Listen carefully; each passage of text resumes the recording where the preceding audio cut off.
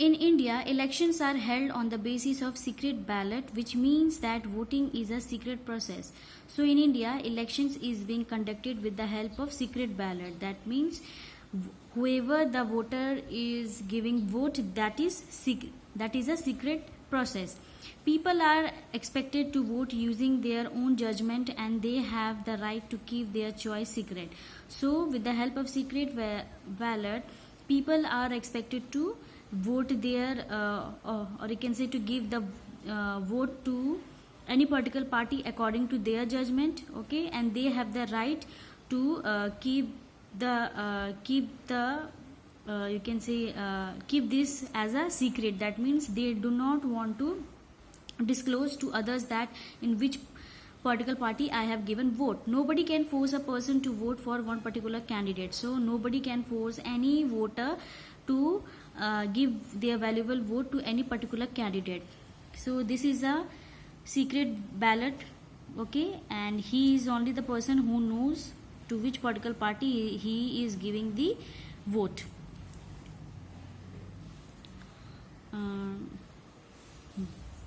In India, presently people use the electronic voting machine, that is EVM, to cast their votes. So the secret ballot machine is no longer is being used in the election, but at present electronic voting machine, that is EVM, is being used. These machine display the names and election symbol of all the candidate contesting from a particular constituency, and a button is placed along each name. So this is a type of a machine in which the name and the election symbol of that particular candidate is present, or you can say is given in the machine, and there is a button of each you can say candidate names along with their symbol, through which they can press the button and they can give their vote to any political party. The voter's index finger is marked with indelible ink after identification, and he or she has to press the correct button to register his or her vote. So before giving their vote, in their index finger it is marked with the ink. Okay, and after their identification, that person is allowed to go near the EVM machine and give their vote. Each citizen is allowed only one vote. So only you can say each person who is going to give their vote in an election, their vote is counted as one vote. After elections, the votes are counted, and the party getting the majority forms the government. Sometimes one party does not get a majority. In such cases, two or more parties come together to form a coalition government. We will learn about this later. So after election, the votes are counted. Okay, and the party who gets majority numbers of vote, that party forms the government. Okay, sometimes one party does not get majority, so they do coalition government. That means agreement with other two or more parties so that they can form one party and they can perform, or you can say they can participate in an election. On the day of the election, people go to the polling booth to cast their votes. Okay, so on the day of election, the peoples, that means whose number are given in the voter list by the election commission, they go to the booth to cast their to give their votes. The returning officer and other officers are appointed by the election commission to ensure that polling takes place in a free and fair manner. So different types of officers are being appointed by the election commission, and their work is to look after whether the elections are done in free and fair manner or not.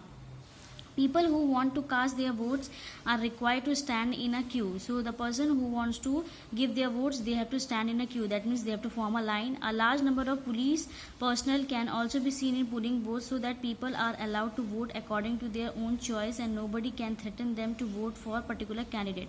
So during the or you can say on the election day, the people who are gathering or standing in a queue, there you will see a huge amount of officers or you can say police officer or army is also present, because they want to look after whether the people who are giving their votes are not forced by any particular candidates or nobody is threatening them. So this is the whole process of election in our country.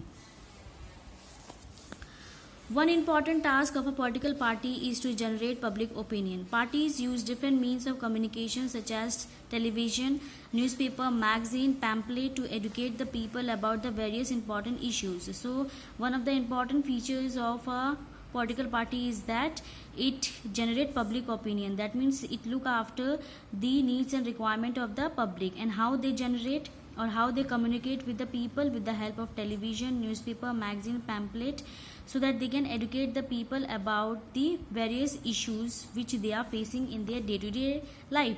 Before the election, each political party brings out an election manifesto which clearly maintains the policy and ideals that the parties believe in. So before the election, each political party, they give the election manifesto. That means the different types of, you can say, topics which they will focus once their party will get the power. Okay, so these are the different types of promises which are done by the political party. It also lists the objective of the political party, its goal, and a summary of the various measures it will take for the welfare of the people once it come to the power. So it also, that is the election manifesto, it also consists the different types of objective of the political party, its goal, and summary of the different types of measures which they will take to do the welfare of the people. That means to satisfy the needs and requirement of the people once that particular political party come to the power. The opposition. After elections, parties that are not a part of the government forms the opposition. So after election, those parties who do not get majority number of seats, that particular party is formed, or you can say referred as the opposition party. The opposition party play an important role in a democracy. So in a democracy, or you can say in a democratic form of government, opposition party plays an important role. It monitors the functioning of the ruling party and ensure that it does not misuse power.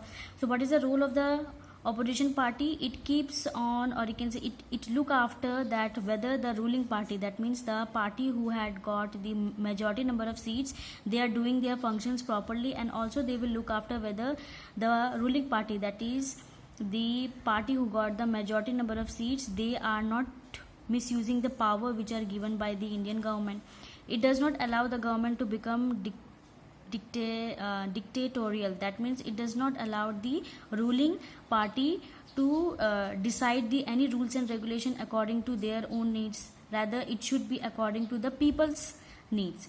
It highlights the various challenges before the government so that the public opinion can be generated. So it highlights different types of challenges, okay, before the Indian government, so that they can shape the public opinion. That means they can generate the what actually the country's population want.